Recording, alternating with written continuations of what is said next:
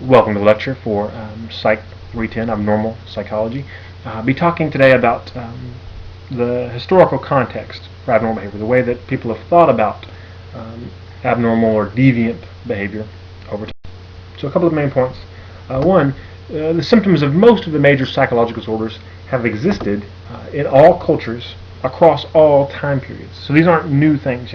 Feeling depressed, feeling anxious, seeing things that other people don't see. These aren't new phenomena. These phenomena have existed for as long as long as we know. People have recorded facts about human experience. That's true for most of the symptoms. Some symptoms may be more the result, possibly, or at least influenced by modern society. For example, eating disorders. We don't see those very often in undeveloped or developing countries. It's more of a Western phenomenon as well, cultures that are more individualistic. So that eating disorders may be kind of a newer thing, but in terms of the symptoms, even those are pretty old in terms of fasting. So denying the body sustenance in order to show kind of control for different reasons, often for religious reasons. That's a very old tradition, but related to anorexia. Okay? So this isn't new stuff we're talking about. So people have thought about these things for a long time. And what they think about in terms of the causes of abnormal behavior and how best to treat it has changed over time. It's varied across cultures, across time, and across different worldviews. But we'll try to kind of get a big picture understanding of all the different ways people have looked at abnormal behavior. We can kind of, in some ways, impose this structure and break it down into three dominant traditions. Right? The supernatural tradition, understanding behavior coming from something beyond human, right? So sometimes malevolent, kind of a evil spirit, demon possessing someone. Sometimes benevolent, having visions and seeing things that aren't there, being a gift from a benevolent higher power that bestows a gift upon you. The biological tradition, understanding that the behavior is a result of some difference in how the body is working, be it the heart, the brain, the liver, but some part of the body working differently, and that is why this person is behaving differently. And then the psychological tradition, which is arguably the newest of the three, but still has some very old roots in terms of thinking that the behavior is influenced by these kind of psychological processes. So not something that's physical and tangible, but the result of behaving a certain way, thinking a certain way, and feeling a certain way, and some sort of combination leads to this behavior.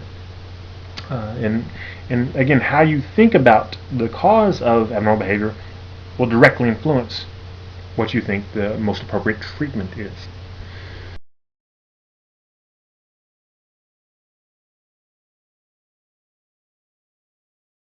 Okay, so we'll look at this in just a little different way than your text presents it. We'll kind of go across time and see how all three traditions. So it isn't a simple progression from we thought this, and then we thought this, and then we thought this. No, all three traditions have been present for the most part in some form or fashion for most of recorded history.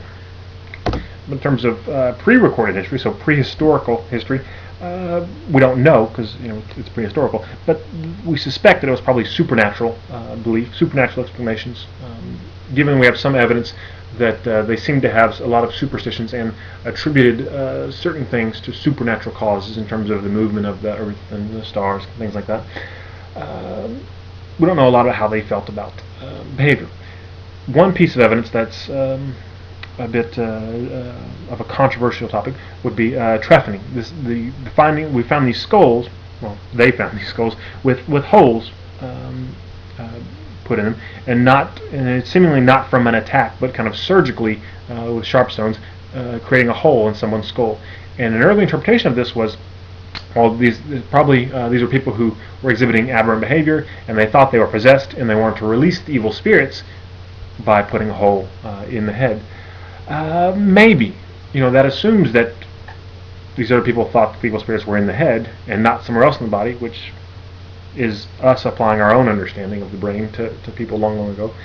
But it could also be that this had nothing to do with the evil spirits, and this was actually early brain surgery. Maybe the people that had hematoma, kind of swelling in the brain, had this primitive surgery where they relieved the pressure by knocking a hole in their head. We don't know, but some people have interpreted these findings to indicate support for this kind of supernatural perspective. But we do know that kind of supernatural explanations for things are very old. So it stands to reason that aberrant behavior was also explained via these supernatural forces. Moving forward in time, because the kind of ancient Greeks in Romans, we've got Plato in the 5th century BC, 5th and 4th century BC. And Plato wrote that maladaptive behavior was due to environmental causes. So it's the way that something going on in your environment. And in terms of treatment, kind of the psychological tradition for the cause, so psychological tradition for the treatment, not surprisingly, that you could reason with a person to provide a cure. And related to that would be Aristotle, Plato's student, who wrote about the process of associative learning, which when he wrote about associative learning wasn't really about aberrant behavior, but those writings really provide the basis for our current understanding of behavioral therapy and of learning theory, about how behavior is different based on experience. Right? And that Aristotle was one of the first people to write about that we have evidence of anyway. So some influences there, carrying on into later psychological traditions. Around 400 BC, we have Hippocrates, the physician and thinker, who said that it was the brain, not the heart, as I think Aristotle had said, but the brain, or maybe heredity, but also that psychological factors were probably important as well. And he actually recommended exercise as a cure. So this kind of combination of biological, psychological traditions, long time ago. So integration isn't a new thing. We're not the first ones to think of that. But suggested that deviant behavior was caused by disease, this biological cause, and that the brain was the seat of consciousness and emotion, not the heart, but that family stress could lead to these problems. In addition to all this, Hippocrates kind of introduced the idea of kind of this biological idea about the 4 bodily humors, the blood, phlegm, yellow and black bile, that when they were imbalanced, that this could lead to problems. And then Galen, the physician, studying Hippocrates' work, really expanded upon the humoral theory, and some people attribute it more to him, but talked about the blood, the black bile, the phlegm, and the yellow bile. If they weren't in the right balance, you were going to have problems. Right? So this is the very earliest chemical imbalance theory, right? And not the most accurate, but the thinking is strikingly similar to some current thinking about neurotransmitters. Right? And so if that's the problem, then the cure was to change the environment, interestingly enough. So kind of a psychological treatment for a biological problem, assuming that changing the environment would change the biology, which is way ahead of its time. And we know that now, that changing how you do things and changing who you interact with can change the way your brain works. And that's a really fascinating thing. And Galen was onto that long time ago. But also did some other kind of less sophisticated things in terms of bloodletting to restore the balance, and other ways of achieving the correct balance of the different fluids.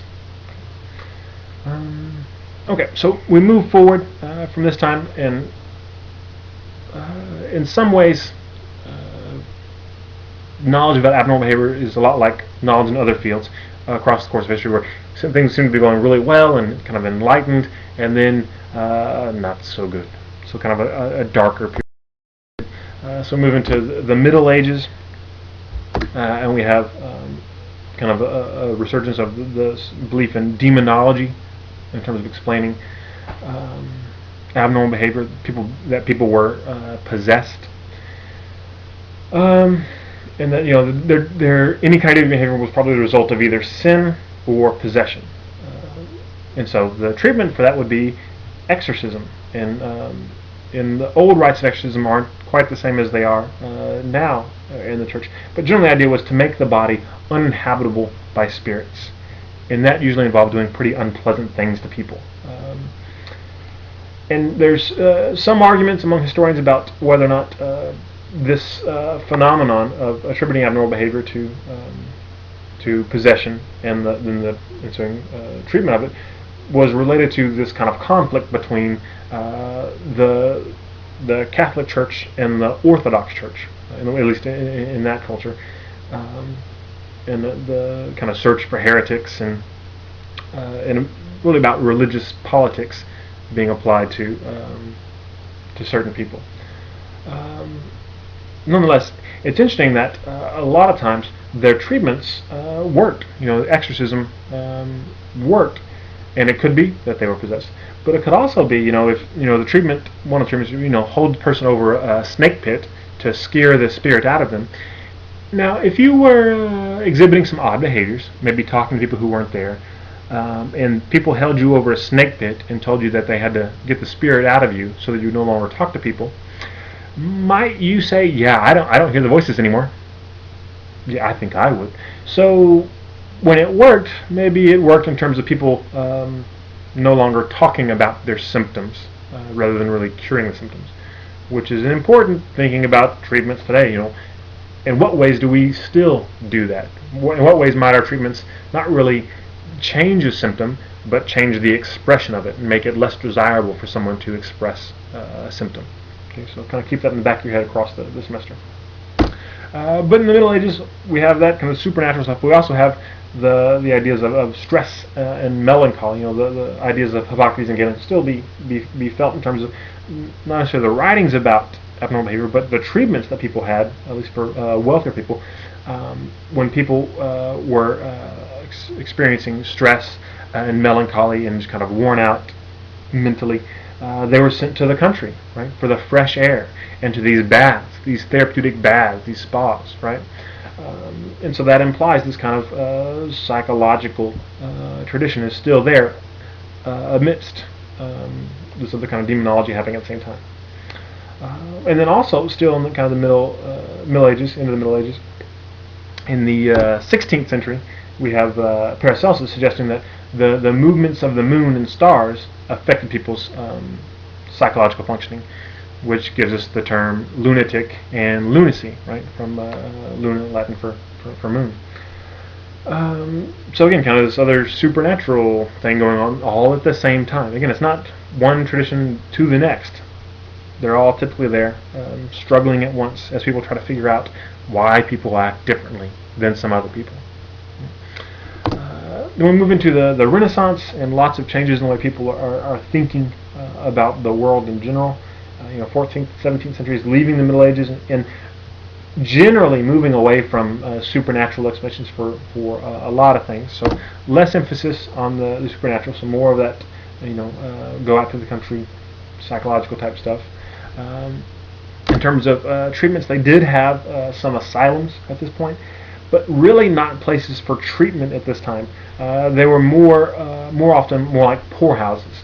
So if somebody had what we consider today a psychological disorder that led to impaired functioning, typically the family would take care of them. But if the family was too poor, if they couldn't afford to take care of someone, they needed everybody in the family to work, on the farm typically, then they would send them to an asylum in care of the state. And so really a place just to kind of keep people alive and locked up, not necessarily treatment. Then we move into early 19th century. We see kind of the rise and fall of moral therapy. So some of the main events, we have Pinel and Poussin in France, unchaining the inmates. Right? There's the famous painting showing that. Jean-Baptiste Poussin and Philippe Pinel. Pinel being a doctor and Poussin being a former patient. They discovered that if you treated people humanely, give them fresh air and exercise, because they were locked up in these asylums, chained up, treated like objects, and so they acted poorly, like objects. But if you treat them humanely, unchain them, give them exercise, give them stuff to do. They have these dances, and they read, and and had plays. Some people were cured, and it was thought to be this miracle. There was people were just amazed that people who were given up as hopeless suddenly were functioning well and able to leave these asylums and go back home and be with their families. That was going on in France, and then in England we had kind of later following that Tukey in England, and then Benjamin Rush in America. Benjamin Rush, the father of psychiatry in America, kind of doing the same thing, kind of taking what they learned from them and saying, okay, well, instead of just housing people, let's maybe go back to actually some things that Hippocrates and Galen talked about a long time ago. Treat people well, give them exercise, give them activities, somehow try to be therapeutic, and maybe they will get better. And it was a beautiful, wonderful thing. And that's kind of the rise of moral therapy. But then, unfortunately, came the fall, which is due primarily to overcrowding. And the overcrowding occurred for a couple of reasons. In America, one of the primary reasons was the Civil War. A lot of just the number of new patients as a result of the war is remarkable. We often think of PTSD being kind of a new thing, or oh well, it goes back to World War II, a shell shock. No, it goes back to war. War is a hellish thing, and with the U.S. Civil War, particularly gruesome in terms of the things that they saw, the things they were subjected to. The kind of emergence of surgery at this time. So a lot of people were really damaged, and families were torn apart. So they lost that support system. Hence, kind of this flooding into the institution. So a lot more patients, and then also we have Dorothea Dix in the mental hygiene movement, which Dorothea Dix, probably a great person, really in the mid to late 1800s, she really fought hard for better care in getting more people into asylums, out of these almshouses and poorhouses into asylums where they could receive treatment. And that was a great, wonderful thing, except she was too good at her job. She got too many people into the asylums to where they couldn't be cared for. In addition to that, so we have Civil War, we have Dorothea Dix being less successful at recruiting into the asylums. We have the Industrial Revolution. So we go from, in America, this kind of change of this agrarian society where everybody's at home, and if somebody has a problem, the family can generally take care of them.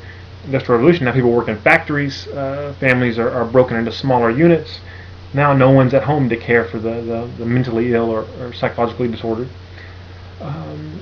So all that stuff is happening, leading to overcrowding. And then on top of that, we have this kind of resurgence of the biological tradition. So overcrowding, treatments can no longer be as effective, and then comes this, at the same time, this idea that, well, maybe there's this other way of treating people rather than just treating them humanely and giving them exercise. And that really came from several findings and events related to general paresis. Right?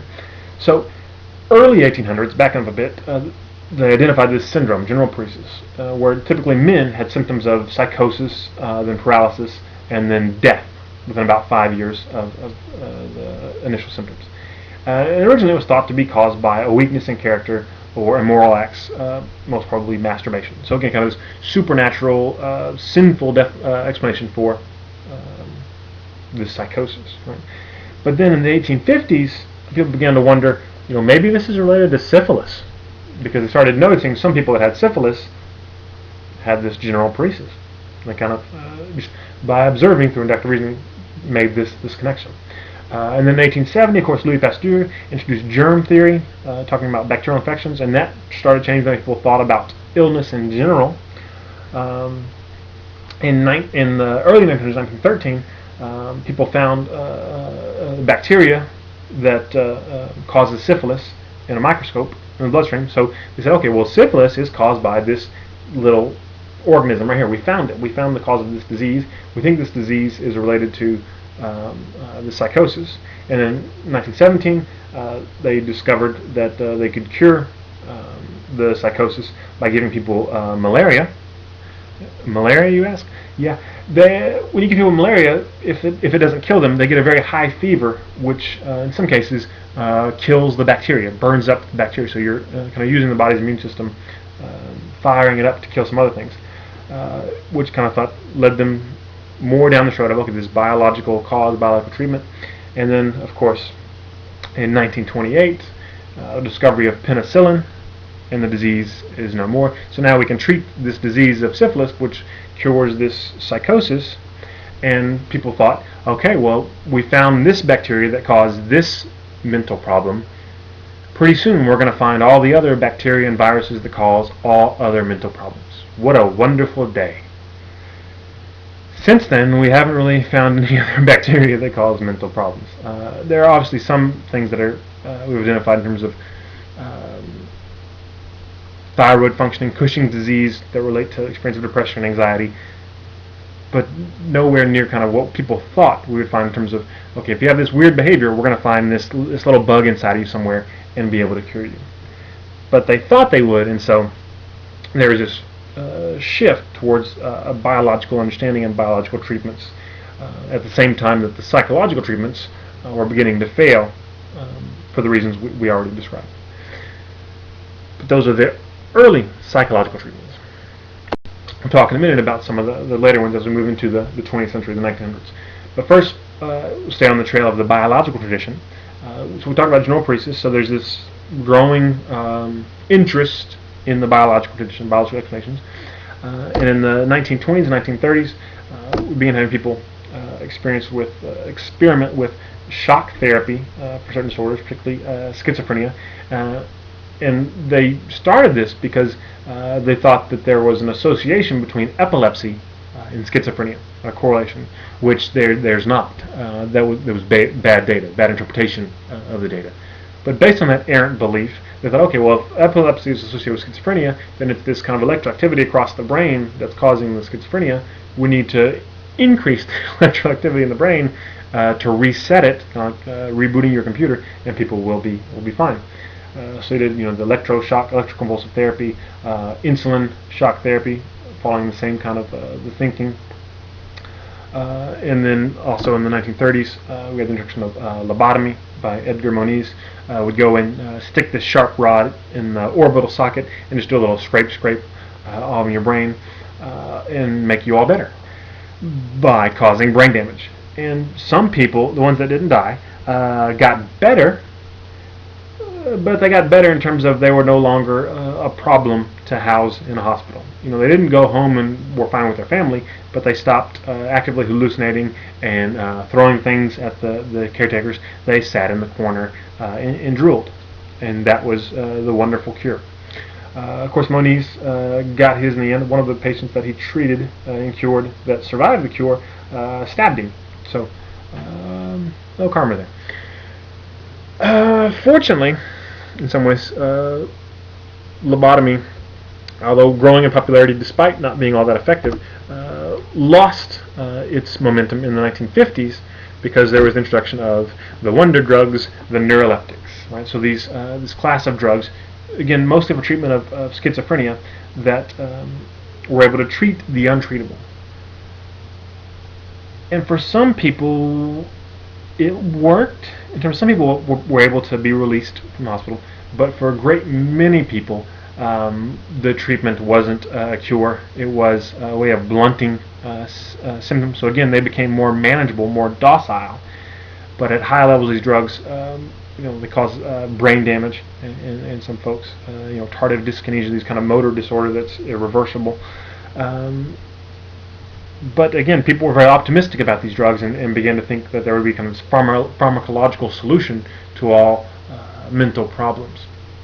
And if the drug makes the behavior better, then clearly the behavior was caused by the lack of the drug. Which, if you ever had a headache and taken Tylenol to cure your headache, hopefully you realize that you're not Tylenol deficient when your head hurts. But that's the reasoning that's been applied. Okay. So the biological tradition gaining strength and momentum with the discovery of these drugs started back with general paresis, but at the same time, interestingly enough, the psychological view was also having some major developments. One of which came with psychoanalysis, right? Which everyone knows that Freud, the father of psychoanalysis, but Freud we can trace back to Anton Mesmer, the father of mesmerism. You think about animal magnetism, that's Mesmer, and he was kind of a quack, and had these seances where he mesmerized people to treat them for disorders, and he was eventually discredited. But his writings influenced Charcot, who was a neurologist, a brilliant person, in terms of kind of the mesmerization process, which involved a lot of theatrics, but also seemed to induce this kind of state of hypnosis, which Charcot studied. And when they were treating people, it was typically people that had CNS, central nervous system symptoms, without a CNS explanation. So paralysis that didn't make sense, to where like you'd have this like glove anesthesia where you couldn't feel anything on one hand. In the way that we know the nerves work, that's impossible. If there's nerve damage, you wouldn't have that pattern of loss of feeling. So it's thought to be this kind of mental cause, and they found that they could sometimes hypnotize or mesmerize people and treat these disorders. So Mesmer influenced Charcot, and then Charcot influenced Freud, studied under him, trained under Charcot, and then later teamed up with Breuer, right, famously, to treat hysterical patients, one that had conversion disorder, and developed the talking cure, where he found that eventually he didn't have to use hypnosis, but he could just have people sit down on a couch, look forward, away from him, and free associate until he got to these kind of unconscious processes and experienced this kind of catharsis. And the cure for the symptoms would come from gaining insight into the cause of the physical symptom, which was usually thought to be some sort of past conflict that they were repressing. Right, it's down in their unconscious that they don't know about. And Freud, not super popular in Europe, but big splash in America. We loved it. We ate it up, and really influenced American thought in many ways, beyond psychology into kind of pop culture as well, which we still see today when people talk about Freudian slips and whatnot. But it also introduced the kind of idea of one way to think about the mind being the id, the ego, and the superego. That the mind develops into these three aspects. The id being the part of you that just wants, right? It desires, it wants what it wants, and it wants it now. The superego being kind of this internalized parent or internalized culture that tells you, no, you can't have it, it's bad. So kind of a super moral, don't want these things. And then the ego is the rational part of yourself that tries to satisfy both and says, okay, you want all the cookies, you say you can't have any cookies, I'm the ego, you can have one cookie, but that's enough. Okay, so he offered this idea of the mind, pointed us toward thinking about the unconscious, which people don't necessarily think of it so much now the way that Freud did back then, but we do, most cognitive scientists do recognize that a lot of the things that influence our behavior we're not aware of. Some things that we think and we feel, there are varying levels of awareness of what's going on in our own minds. And you can think about even things like implicit memory being an example of that. So that's kind of going on in the early 1900s, becoming popular in America. And then we also have behaviorism in the 40s and 50s. We have the rediscovery of Anton Pavlov's work, with classical conditioning with the dog and the bell and the saliva. Everybody remembers that story, which had been ignored for a long time, but then it was kind of rediscovered. And people like Watson and Skinner began to do studies on learning and conditioning, and develop these ideas about operant conditioning. So not just kind of associative learning like we see in classical conditioning, but the idea of we can change behavior by rewarding or punishing a behavior. We can make it more or less likely, which serves as the basis for behavioral therapy. Right? The idea that if somebody has these symptoms, if we can punish them for having the symptoms and reward them for not having the symptoms, we can gain control over the symptoms, which they've had some success with. So that psychoanalysis, behaviorism, two different schools of thought, often arguing, and then the third force, at this time, which argued with both of those as well, would be humanism, right? We have, and not humanism in terms of the philosophical movement, but humanistic psychology, with people like Abraham Maslow, Carl Rogers, which is primarily a reaction to psychoanalysis, but they also argued with the behaviorists, and kind of wanted to get away from this idea that people are at the mercy of these unconscious forces, and or the idea from behaviorism that we're at the mercy of our learned behaviors, and that we have no free will, and all our behavior is predetermined. The humanists said, no, you choose your own behavior, and when you have problems, it's because you've chosen to give up your choice. Right? You're acting as people want you to act, rather than how you really want to be. And if you'll self-actualize and do what you really want, everything will be peachy keen and fine. And then that's in the 50s as well. Now, I don't have it here, but moving forward into the 60s, we have the emergence of cognitive psychology, which coincides, of course, with the emergence and the growing popularity of computers and the computing metaphor for the brain in America. So we have our psychoanalysis, we have our behaviorists, we have our humanists, which are about free will, and then the cognitive psych people come in and talk about the way we think, and maybe errant thinking is related to abnormal behavior. And again, all this is happening at the same time as this other biological stuff, and they're all struggling. Right? And then we come to, well, where are we now in the past 30 or 40 years? Well, our science has continued to grow. We've learned a lot more things. Some things we used to think we knew, we think that, no, we were wrong. Some things we think, oh yeah, that's still right. But in terms of the three traditions, they're all still alive and well. The supernatural tradition, obviously, not a big part of the science of abnormal behavior. It's a small part. Some people study spiritual components, but generally the explanations we look at are the biological and the psychological.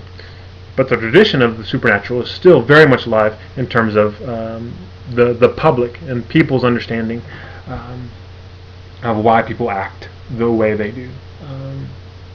And that probably will never go away. It's an ingrained part of who we are. So we're integrative now, integrating traditions, mostly against psychological and biological, but it's primarily a focus on the biological. This is due in large part to the leaps and bounds we've made in terms of understanding the brain and the central nervous system, and the development of technologies for imaging the brain and looking at brain functioning.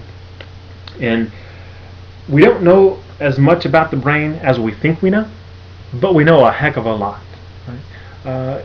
Unfortunately, or maybe fortunately, the more we've learned, really the more questions it's put forth. So we've learned a lot of stuff, but we've also, by learning the new things about the brain, it's developed new questions as well. Hopefully over the course of this semester, you'll see, as we talk about these different disorders, how each of these traditions, you'll see kind of the influence, the fingerprints of these things as we talk about our most current understanding of why people act the way they do and the best way to treat it. All right? Take care.